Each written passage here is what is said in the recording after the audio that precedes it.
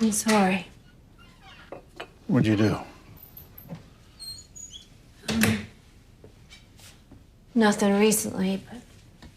Taylor Sheridan didn't build an empire by playing it safe. He built it by taking fan favorites, throwing them into a blender with chaos and hitting puree. And now he's done it again, dragging Jai Courtney into the Yellowstone Spinoff like a human wrecking ball aimed directly at Beth and Rip. This isn't just casting news, this is Sheridan's middle finger to anyone who thought the Dutton Ranch was locked down and untouchable. The man knows exactly what he's doing. He casts someone big enough, brutal enough, and polarizing enough to send the fandom into an online civil war. And you know what? That's exactly why it's brilliant. Who is Jai Courtney playing? Oh, just the question that's going to keep Yellowstone Nation gnawing on their fingernails until Taylor Sheridan decides to toss us a crumb. We finally have a spinoff that puts Beth and Rip center stage, two characters who eat drama for breakfast, and then Sheridan throws Jai Courtney into the mix as someone named Rob Will. That's not just a name, that's a riddle wrapped in a scowl, served with a side of whiskey. You don't cast Courtney, a guy who's made a career out of playing volatile soldiers, shady operators, and cocky loose cannons to just be some ranch hand. No, this man is here to stir up chaos like a tornado hitting a cattle auction. The brilliance or insanity of Sheridan's casting is that Courtney screams antagonist without even opening his mouth. You don't need a script, the man just walks into frame and you know trouble's about to hit. The fact that his character isn't tied to the Dutton name, or even teased as a long-lost cowboy cousin, means he's parachuting into Beth and Rip's story with some kind of hidden agenda. Is Rob Will a businessman trying to strong-arm the ranch? A hired gun sent by enemies we haven't met yet? Or worse, someone who knows how to manipulate Beth emotionally? If you think Sheridan put this guy in here to be Beth's pal, you've clearly never watched a minute of Yellowstone. But here's the real kicker. Courtney's presence signals that Beth and Rip's spinoff isn't just about them cozying up in Montana bliss. It's about testing their limits. Beth thrives on confrontation, Rip thrives on loyalty, but Sheridan knows you can't have a show without a villain who forces those traits to their breaking point. Courtney's Rob Will could be the wedge, the serpent in the garden, the guy who makes Beth unleash her inner nuclear warhead. And honestly, isn't that what we secretly tune in for? The carnage, the screaming matches, the betrayals, the pure Sheridan brand madness that makes Yellowstone feel like Shakespeare with Stetsons? Beth and Rip's power dynamic tested. Beth and Rip, the unshakable duo, the Bonnie and Clyde of Big Sky Country, the couple who've burned down barns, sometimes literally, just to prove a point. But if you think their spinoff is going to be an extended honeymoon, you're living in a fantasy as delusional as Jamie Dutton's political career. Taylor Sheridan doesn't do happily ever after. He does scorched earth. And now, with the arrival of Jai Courtney's mysterious Rob Will, the Beth and Rip power dynamic is on the chopping block. For the first time, we might see the king and queen of the ranch not on the same page, and that's exactly where the storytelling gold lies. Beth has always been the wildfire. You don't control her, you just hope you survive her. Rip, on the other hand, is the immovable mountain, the man who keeps his temper buried until it erupts in someone's unfortunate face. Their balance works because Beth pushes and Rip anchors. But what happens when someone like Rob Will steps in and knows how to pry that balance apart? If he gets under Beth's skin, does Rip stay loyal or does he push back? And if Rip starts making decisions Beth doesn't agree with, how fast does she remind him that she's the one holding the detonator? Sheridan isn't just teasing us with villains, he's dangling the possibility that Beth and Rip's greatest enemy could be each other. And let's be real, fans secretly want to see this. Nobody tunes into a Sheridan series to watch domestic tranquility. We watch to see Beth eviscerate a boardroom with one-liners that could cut steel, and Rip handle problems with his signature brand of blunt force diplomacy. But if their unity cracks, if even for a second Rip feels betrayed or Beth feels undermined, that's when the spinoff stops being Beth and Rip against the world and becomes Beth and Rip against each other. And let's not pretend Sheridan won't go there. After all, nothing tests loyalty quite like power, and these two have more of it now than ever. Sheridan's villain blueprint: Taylor Sheridan doesn't write villains. He breeds them in a lab, sprinkles in a dash of moral gray, and then sets them loose like wolves among cattle. His blueprint is simple but devastating. Give the bad guys just enough humanity that you almost agree with them before they rip out the metaphorical or literal jugular. Whether it's the cartel, corrupt oil execs, or a smiling college counselor with Ivy League daggers for teeth, Sheridan refuses to hand us cartoonish baddies twirling mustaches. Instead, he gifts us the kind of antagonist you might accidentally trust until you realize they've already sold the ranch out from under you. And the brilliance of Sheridan's approach is that his villains never stand alone. They're woven directly into the DNA of the story, reflecting the larger rot at the heart of America's obsession with land, power, and legacy.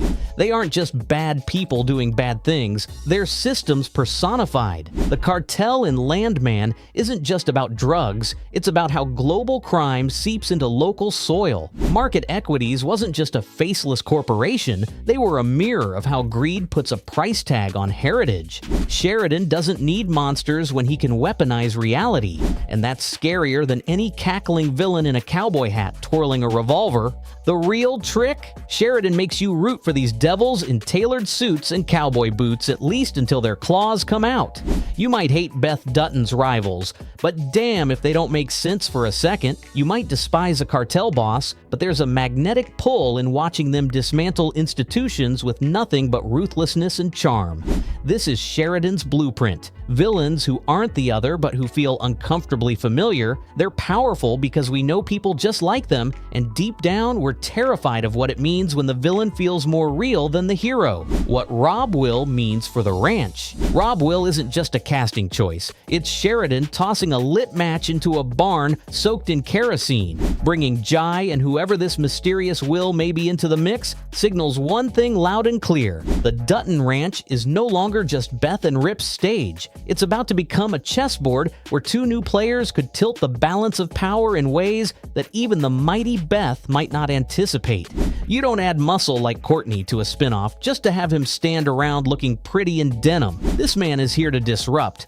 But disruption at the Dutton Ranch doesn't come cheap. It comes with blood, betrayal, and bruised egos. If Rob Will becomes a tandem force, they could easily wedge themselves between Beth and Rip's long-standing iron grip on the ranch. Imagine Rip, the enforcer, suddenly staring across the table at a rival who doesn't flinch. Imagine Beth's firecracker temper colliding with someone who won't back down, who might even play dirtier than she does. That's not just drama, it's a recipe for scorched earth, and Sheridan knows it. The bigger question is whether Rob is here to help or to hollow out the Dutton legacy from the inside. Allies who become traitors are Sheridan's bread and butter, and the idea of Courtney's character sliding into Beth and Rip's orbit only to destabilize it feels inevitable. Will the ranch absorb them, like so many others before, or will they become the biggest internal threat since Jamie Dutton? Either way, Rob Will isn't just a plot point, it's the storm on the horizon, and when it hits, don't expect the Duttons' fences to hold. Beth versus Rob Will.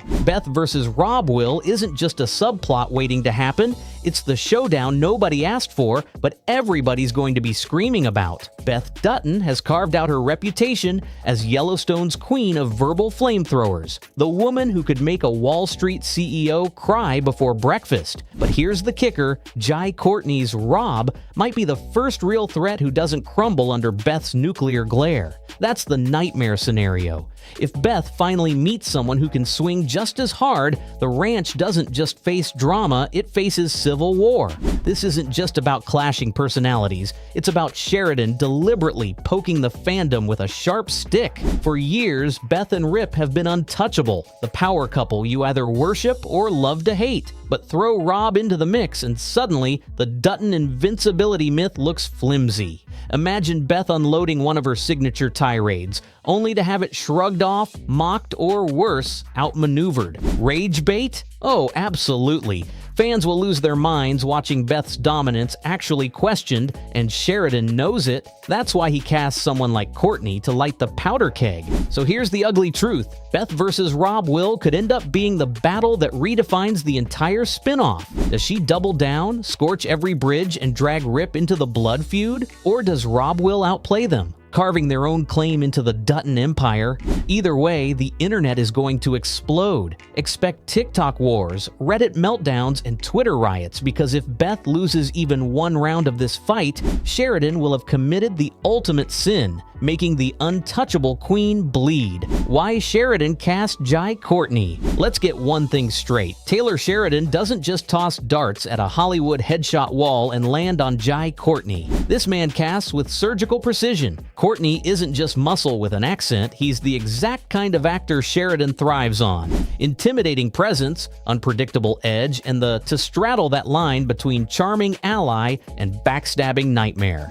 You don't bring in a guy like this unless you want to rattle cages, and Sheridan's clearly ready to shake the Beth and Rip fan base like a snow globe just to watch the chaos fall. And let's not forget, Sheridan has a villain pipeline that runs deeper than the Permian Basin. He loves taking actors who Hollywood has typecast as the tough guy and giving them teeth sharper than a rattlesnake's. Jai Courtney fits that mold perfectly. Audiences think they've got him figured out, but Sheridan is about to weaponize that perception.